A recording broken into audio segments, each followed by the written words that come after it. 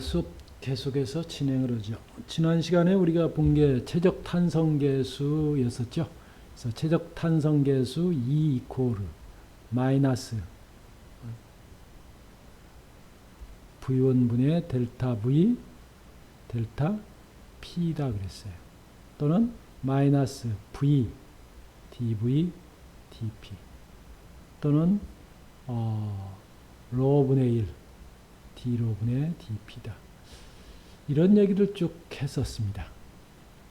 그래서 소리의 속도 같은 경우에 이런 최적탄성계수로 표현하고 소리의 속도는 얼마가 되냐 C 이코르 루트 KRT다. 이렇게 이제 표현했어요. 그래서 C를 음속이라고 얘기했죠. 또 최적탄성계수의 역수를 압축률이라고 그랬어요. 압축률. 그래서 압축률 베타는 2분의 1이다. 그래서 액체는 비압축성 유체다. 그래서 액체의 경우는 베타가 0에 가깝다. 그래서 비압축성 유체다. 액체는 비압축성 유체로 취급한다. 이렇게 지난 시간에 쭉 우리 얘기를 해왔습니다. 자, 그러면 이제 오늘은 그 다음으로 또 넘어가야겠죠. 그래서 다음으로 넘어가기로 합시다. 자, 예제 문제인가요? 예제 문제 한번 풀어보죠. 예제 문제 261. 어떤 유체가 0.1 입방메타의 최적을 갖는 실린더 속에서 처음에 부피가 0.1 입방메타예요. 실린더 속에서 10kPa의 압력을 받고 있다. 처음에 압력이 10kPa이라는 얘기죠.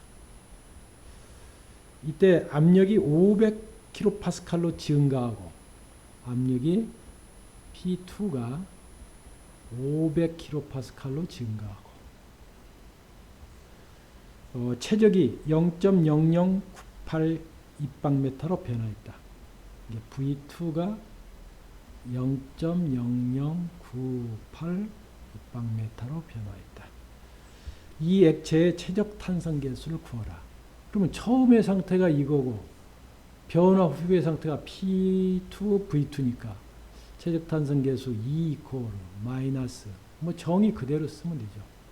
이거 V1분의 델타 V 다음에 델타 P예요. 자, 델타 V 얼마인가부터 구하죠. 델타 V는 V2 마이너스 V1이라고 그랬어요. V2가 0.0098이고 V1이 0.1이니까 이건 마이너스 0.0002인가요? 이렇게 되죠. 입방메타. 이렇게 됐어요. 자, 그 다음 델타 P를 구하죠. 델타 P는 마찬가지로 이거 항상 뒤에 것을 처음의 것으로 빼주면 돼요. 그래서 500kPa, 10kPa, 490kPa이죠. 이게 증가된 압력이에요. 자, 그럼 넣어주면은 마이너스 처음에 0.1분의 여기다 마이너스 0.0002 이렇게 되고 그 다음에 이건 490kPa. 그래서 이거 계산해 주면 되겠죠. 24.5 곱하기 10의 6승 파스칼이에요.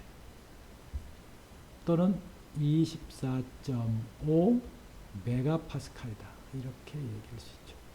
그래서 이것이 구하는 답이 되겠어요. 정의 그대로 우리가 사용하면 되는 거니까 정의만 그대로 잃어버리지 않고 그대로 활용하면 돼요. 두 번째 예제 20도씨 표준대기압하에서 20도씨 표준대기압 표준 대기압이 얼마죠? 101.3kPa. 이게 표준 대기압이죠. 대기압하에서 물을 3% 압축한다. 물을 3% 압축을 한다. 봐요. 그러면 그때 필요한 압력 델타 P가 얼마가 더 필요하냐. 델타 P를 계산하라. 이런 얘기입니다. 자, 물을 3% 압축한다. 3% 압축한다는 얘기는 뭐예요? 3% 압축한다는 얘기는 처음에 부피가 이만큼 있었는데 이게 V1이죠? 3% 압축을 했으니까 이것의 부피가 0.97 V1이 된다는 얘기죠. 그래서 이게 V1이고 이게 V2예요. 그래서 V2는 0.97 V1 이게 바로 3% 압축이 되는 거죠. 그럼 델타 V는 얼마가 돼요? 델타 V 구할 필요 없죠. 이 V1분의 V2 델타 V. 그러면 이건 V1분의 V2 마이너스 V1 이렇게 될 테니까 바로 이게 마이너스 0.03이 되겠죠. 이런 식으로 얻을 수 있겠죠. 이게 V1분의 델타 V예요. 이게 0.03. 그럼 표에서 뒤에 부록 표에서 물 20도씨에서 물 20도씨의 최적탄성계수 한번 보세요. 얼마인가? 얼마예요? 2.2 곱하기 10의 9승이죠. 2.2 곱하기 10의 9승 뉴턴 메타제곱 이렇게 돼요. 그럼 이거 그대로 이용을 하죠.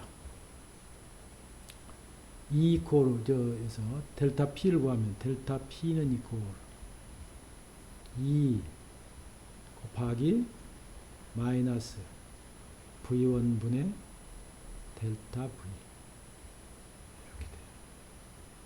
그래서 2.2 곱하기 10의 9승 곱하기 마이너스 마이너스가 0.03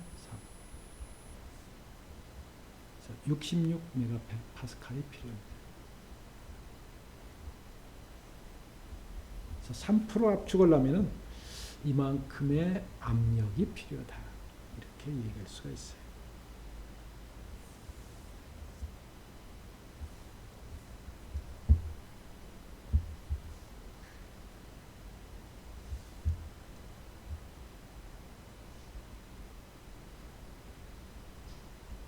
자, 세 번째 예제 보죠.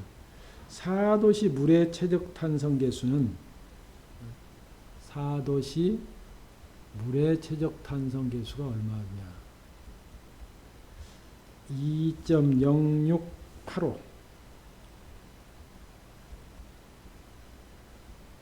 곱하기 10의 9승 뉴턴 메타제곱 이렇게 돼요. 물속에서 소리의 속도를 구하라. 자, 이렇게 된다면 물속에서 소리 속도는 얼마냐?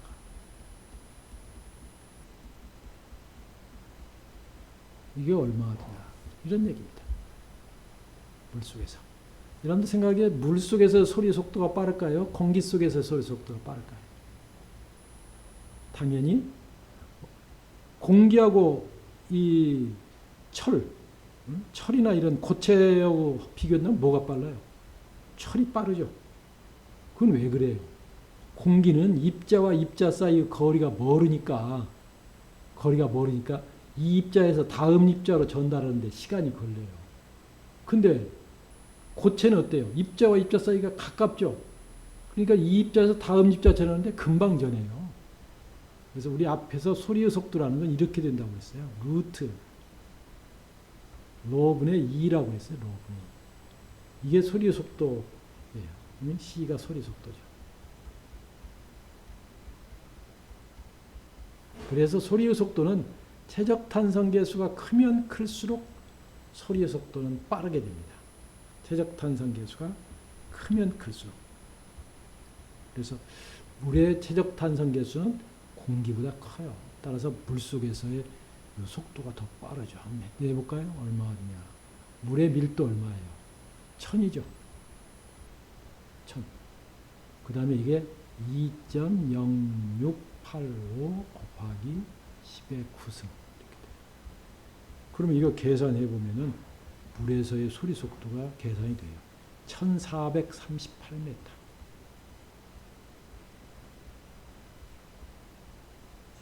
아까 공기는 어떻다고 했어요? 공기 15도씨에서 C가 340m라고 했어요. 340.2라고 했던가요? 이렇게 했으니까. 이거 한번 비교해보세요.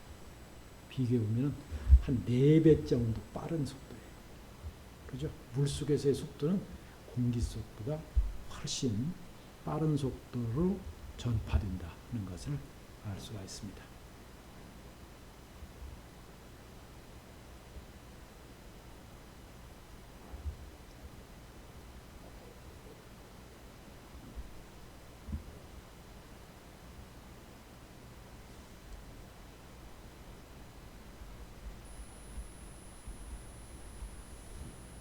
자, 바닷속 5km의 깊이에서의 압력은 50.6kPa이다. 메가파스칼이다. 네, 이게 바다라면은 바다 5km. 여기서의 압력이 얼마냐? 이게 50.6 메가파스칼이다. 바다 표면에서의 비중량은 이 표면에서의 비중량 감마는 10.05km.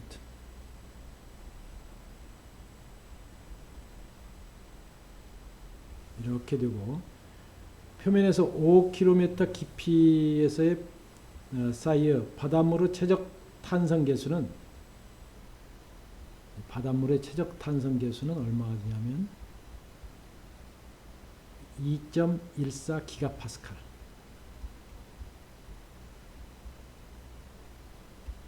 이 사이에서의 바닷물의 최적 탄성 계수는 2.14 기가파스칼이다. 이런 얘기예요. 자, 그럼 첫 번째, 이 수면과 5km 깊이에서의 비체적의 변화량은 얼마냐? 수면에서 5km 깊이 할 때, 이게 들어갈 때 그 비체적 변화, 비체적 변화량은 얼마냐?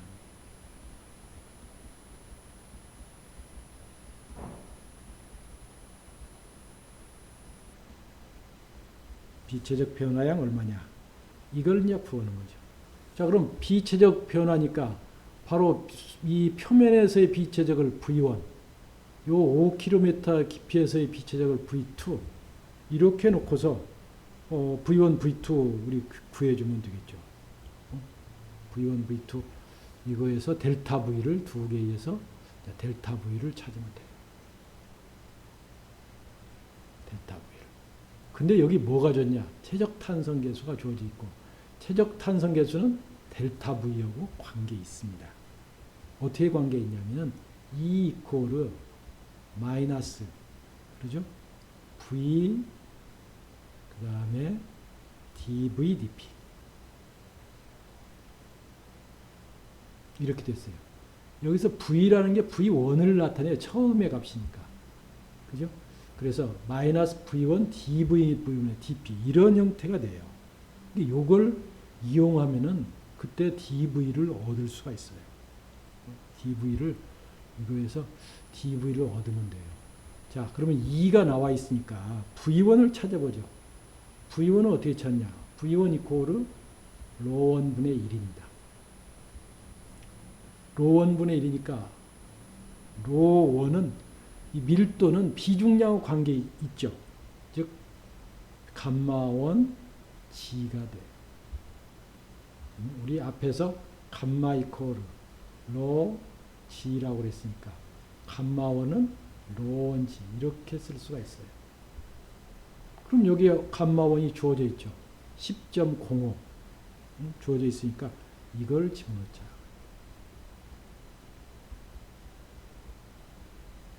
9.8 따라서 V1이 0.03개죠.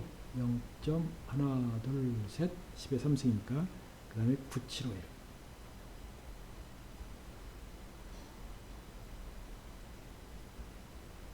이렇게 해서 비체적 V1을 얻을 수가 있어요. 그러면 V1 얻었으니까 자 이제 다 나와 있죠.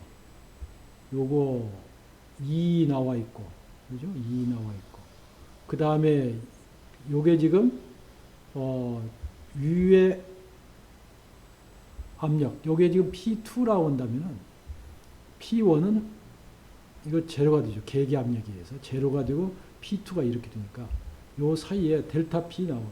델타 P는 이게 dP죠.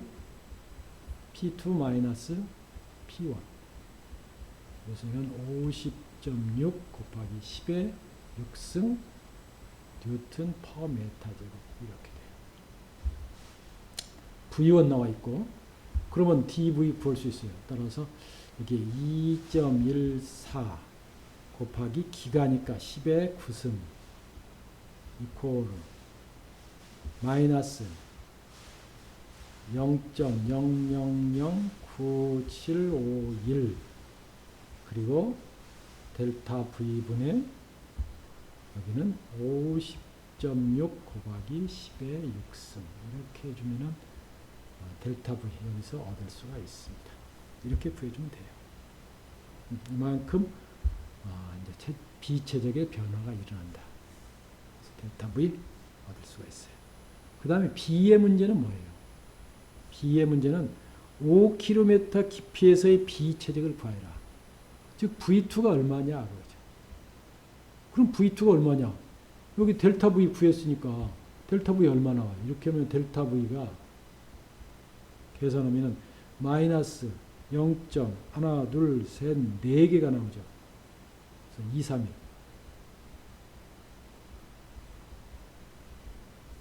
이렇게 되니까 요건 V2는 V1 V1에다가 플러스 델타 V 해주면 돼요. 이렇게 해주면 돼요. 그러면 V1 나와 있고 델타 V 나와 있으니까 이거 해서 V2 얻어주면 되겠어요. 작아지죠. 작아져. 그래서 이 V1이 0.00097512고 이게 마이너스니까 0.0000231 이렇게 해주면은 0.00092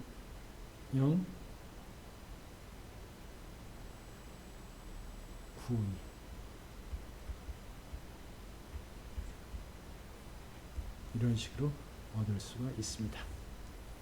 그 다음에 C는 자 그러면 5km 깊이에서의 비중량 얼마냐 여기 감마2는 얼마냐 이런 얘기가 돼요. 그럼 비중량 나왔으니까 뭐 감마2는 얻을 수 있죠. 그죠? 우리 로2는 V2분의 1이에요. 그리고 감마2는 로2 G가 돼요. 이렇게 해주면은 이건 V2분의 G니까 이거 여기서 V2 집어넣어주고 G 9.8 집어넣어주면은 그때 비중량 얻을 수 있어요.